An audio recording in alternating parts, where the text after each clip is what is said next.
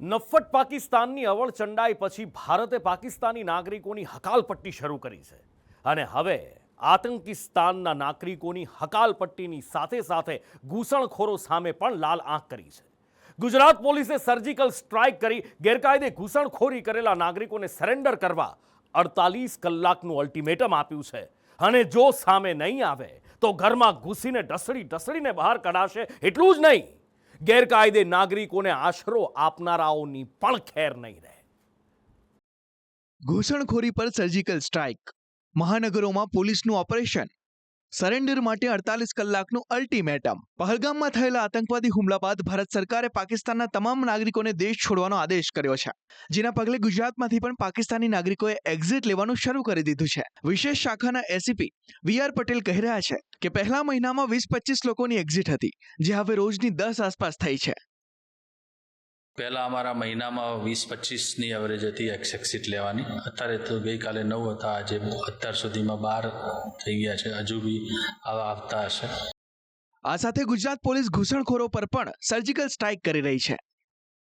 25 એપ્રિલની મોડી રાતથી અમદાવાદ અને સુરતમાં પોલીસે વિવિધ ટીમો બનાવીને અલગ અલગ વિસ્તારોમાં રેડ કરી હતી। આ કાર્યવાહીમાં મોટી સંખ્યામાં વિદેશી નાગરિકોને ઝડપવામાં આવ્યા છે, જેમાં મોટાભાગના બાંગ્લાદેશીઓ છે। અમદાવાદમાં crime branch, SOG, EOW, zone 6 અને પોલીસ હેડક્વાર્ટરની ટીમોએ મળીને સંયુક્ત ઓપરેશન હાથ ધર્યું હતું, જેમાં સવારના 3 વાગ્યાથી ચંડોળા તળાવના આસપાસના વિસ્તારમાંથી કુલ 890 લોકોની અટકાયત કરવામાં આવી છે, જેમાં 470 પુરુષ અને બાકીના મહિલાઓ અને બાળકો છે। આ તમામ શંકાસ્પદોને ક્રાઇમ બ્રાન્ચના ગ્રાઉન્ડમાં લઈ જવાયા હતા।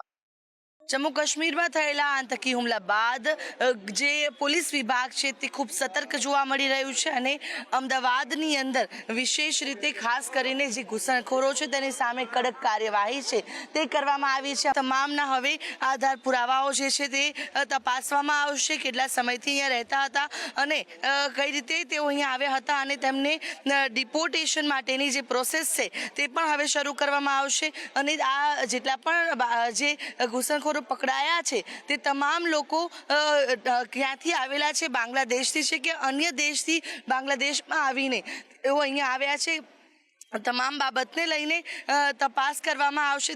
ગૃહ વિભાગમાં આગળ જે તમામ ડોક્યુમેન્ટ્સ આપવામાં આવશે અને ત્યારબાદ ડિપોર્ટેશનની પ્રોસિજર શરૂ કરવામાં આવશે। આવી જ રીતે સુરત પોલીસે પણ મધરાત્રે ઓપરેશન પાર પાડ્યું હતું। રાત્રિના 12 વાગ્યાથી સવારના 6 વાગ્યા સુધી સર્ચ ઓપરેશન હાથ ધરી પોલીસની જુદી જુદી ટીમોએ શહેરના ઊન, સચિન, લિંબાયત, લાલગેટ, સલાબતપુરા સહિતના વિસ્તારોમાં રેડ કરી 135 શંકાસ્પદ વિદેશી નાગરિકોની અટકાયત કરી હતી। સુરત શહેર પોલીસનું ગુપ્ત ઓપરેશન તમારી સામે છે કે મોડી રાતે પાર પાડવામાં આવ્યું છે। અંદાજિત 100થી વધુ બાંગ્લાદેશીઓને અહીંયા ડિટેઇન કરવામાં આવ્યા છે અને આ તમામને અહીંયાથી હવે પોતાના અલગ અલગ પોલીસ સ્ટેશનમાં લઈ જવામાં આવશે, ક્રોસ ચેકિંગ કરવામાં આવશે। મહત્વની વાત છે, સૂત્રો જાણવા મળી રહી છે કે આ તમામ જે ડિટેઇન કરેલા બાંગ્લાદેશીઓ જે ગેરકાયદેસર પશ્ચિમ બંગાળથી ભારત દેશના અંદર પ્રવેશી ગયા હતા અને એ તમામને હાલ અહીંયાથી હવે અલગ અલગ પોલીસ સ્ટેશનમાં લઈ જવામાં આવી રહ્યા છે, કારણ કે એમના જે ડોક્યુમેન્ટ્સ પકડાયા છે તે ક્રોસ ચેક કરવામાં આવશે। આ તમામ પશ્ચિમ બંગાળમાં પ્રવેશ કરતા હતા, બાંગ્લાદેશની બોર્ડરથી ₹15,000 બાંગ્લાદેશી આપીને એજન્ટ મારફતે આખો ખેલ ચાલતો હતો અને આ ખેલ જે છે તે 15,000માં પશ્ચિમ બંગાળમાં આવવાનું, પશ્ચિમ બંગાળ બાદ તે પોતાની રીતે અલગ અલગ ટ્રેન પકડીને આ તમામ ભારત દેશમાં પ્રવેશી જતા હતા અને અહીંયા આવ્યા બાદ તો કેટલાકે તો પોતાના આધાર કાર્ડ અને ભારતીય ડોક્યુમેન્ટ્સ પણ બનાવી લીધા છે, તે પણ લોકોને પૈસા આપીને। અમદાવાદ અને સુરત સાથે રાજકોટ પોલીસે પણ કોમ્બિંગ કરી 30થી વધુ બાંગ્લાદેશીઓની અટકાયત કરી છે। પહેલગામમાં થયેલા આતંકી હુમલા બાદ દેશની અંદર રહેતા વિદેશી નાગરિકોને ખાસ કરીને ઘૂસણખોરોને ઓળખવા માટે ઝુંબેશ ચાલી રહી છે। તેના ભાગરૂપે રાજકોટની અંદર પણ શહેરના અલગ અલગ પછાત વિસ્તારો છે તેની અંદર પોલીસ દ્વારા કોમ્બિંગ કરવામાં આવી રહ્યું છે। છેલ્લા 24 કલાકથી દેશની અંદર રહેતા જે બિન ભારતીયો છે, એમ કહી શકાય કે જે લોકો ગેરકાયદે વસે છે તે પૈકીના કેટલાક લોકો રાજકોટની અંદર પણ રહેતા હોવાની આશંકાએ શહેર પોલીસ દ્વારા અલગ અલગ વિસ્તારની અંદર ચેકિંગ હાથ ધરવામાં આવ્યું હતું। ખાસ કરીને જે બાંગ્લાદેશ નાગરિકો છે તેની ઓળખ કરવા માટે અલગ અલગ વિસ્તારો છે તેની અંદર પોલીસની ટુકડીઓ છે એ ફરી રહી છે। સૌથી પછાત ગણાતા વિસ્તારોમાં ભગવતીપરા વિસ્તારનો સમાવેશ થાય છે, તો અહીંયા પણ કેટલાક શખ્સો છે એ બાંગ્લાદેશી હોવાની આશંકાએ પોલીસે ચેકિંગ હાથ ધર્યું છે અને હવે કેટલા પરપ્રાંતિયો એમ કહી શકાય કે બાંગ્લાદેશીઓ પકડાય છે તેના ઉપર આખી તપાસનો આધાર। મહાનગર વડોદરામાં પણ પોલીસે ગેરકાયદે ઘૂસણખોરી કરેલા બાંગ્લાદેશીઓને ઝડપી પાડવા કોમ્બિંગ કર્યું હતું। પોલીસની જુદી જુદી ટીમોએ તુલસીવાડી, કુંભારવાડા સહિતના વિસ્તારમાં તપાસ હાથ ધરી હતી। તુલસીવાડી વિસ્તારમાં જ્યાં ગેરકાયદેસર ભારતીય નાગરિક ન હોય તેવા કોઈ નાગરિક રહેતા હોય તે બાબતે પોલીસ ચેકિંગ હાથ ધર્યું છે. કુંભારવાડા પોલીસ સ્ટેશન વિસ્તારમાં અલગ અલગ 7 ટીમો કાર્યરત છે. તે સિવાય પણ બીજા પોલીસ સ્ટેશનમાં પણ આ પ્રકારે કાર્યવાહી ચાલુ છે.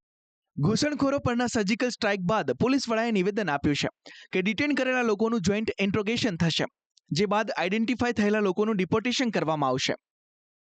કે જે લોકોને ડિટેન કરવામાં આવી છે એ તમામ ડિટેન કરેલા પુરુષ મહિલાઓની હવે જોઈન્ટ ઇન્ટ્રોગેશન કરવામાં આવશે અને જોઈન્ટ ઇન્ટ્રોગેશનમાં સ્થાનિક રાજ્યની પોલીસ અધિકારીઓ ઉપરાંત કેન્દ્રીયના પણ અને સેન્ટ્રલ આઈબીના પણ અલગ અલગ અધિકારીઓ પણ એમાં જોડાતા હોય છે અને એમાં એસ્ટાબ્લિશ કરવાનું આપણે પ્રયત્ન કરીએ છીએ કે એમાં કેટલા લોકો ખરેખર બાંગ્લાદેશના છે અને બાંગ્લાદેશના છે તો કયા વિસ્તારના છે, કયા જિલ્લાના છે, કયા ગામના છે, એ તમામ પ્રકારની આપણે હ્યુમન ઇન્ટેલિજન્સના માધ્યમથી અને ટેકનોલોજીના માધ્યમથી, ખાસ કરીને ટેકનોલોજીના માધ્યમથી આઈડેન્ટિટી એસ્ટાબ્લિશ કરવા માટેના પ્રયત્નો કરવામાં આવે છે અને આ આઈડેન્ટિટી એસ્ટાબ્લિશ થયા પછી જ ડિપોર્ટેશનની કાર્યવાહી થાય. ગુજરાત પોલીસના ઐતિહાસિક ઓપરેશન પર ગૃહ રાજ્યમંત્રીએ ઘૂસણખોરોને આગામી 48 કલાકમાં સરેન્ડર કરવા ચેતવણી આપી છે. सभी घुसपैठियों को आने वाले 2 दिनों में सामने चल के पुलिस स्टेशन में सरेंडर किए ले, वरना पुलिस घर घर पहुंच के ये सबको पकड़ के बांग्लादेश वापस पहुंचाने का काम करेगी. उनको डिपोर्ट करने के लिए खास तौर पे सभी प्रोसीजर्स को एकदम जल्द से पूर्ण हो वैसी भी व्यवस्थाएं की गई है.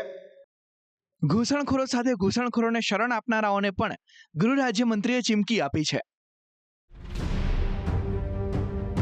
इनको पनाह देने वाले एक एक लोग कान खोल के सुन ले.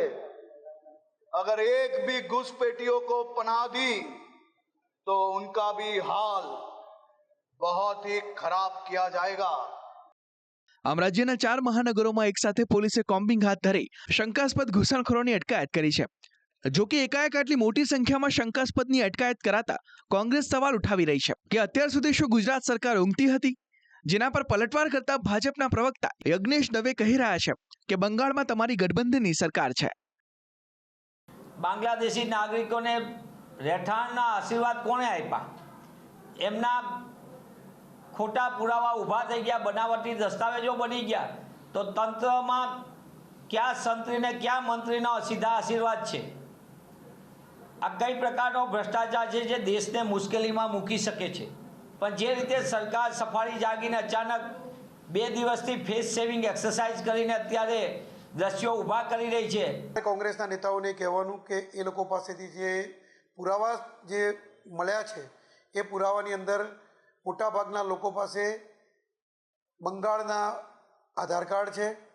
બંગાળ છે કે જ્યાં તમારા સમર્થનવાળી એટલે જે ઇન્ડી ગઠબંધનમાં મમતા છે એ જ મમતા બેનર્જીની સરકાર છે અને મમતા બેનર્જીની સરકારના જ આધાર કાર્ડો ખોટી રીતે એમને ત્યાં બનાવાયેલા અને ત્યાંથી પછી એ લોકો આધાર કાર્ડ ઉપર સફર કરી અને અમદાવાદ આવેલા અથવા તો સુરત ગયેલા હતા, ગુજરાતના કોઈ પણ ઠેકાણે ગયેલા.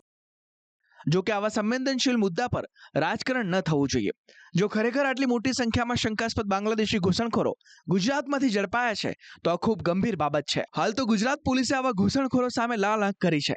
ગૃહ રાજ્યમંત્રી હર્ષ સંઘવીએ ચેતવણી આપી છે કે ઘૂસણખોરો સરેન્ડર કરે, નહીં તો પોલીસ ઘરમાં ઘૂસીને બહાર કાઢશે. બ્યુરો રિપોર્ટ, સંદેશ ન્યૂઝ.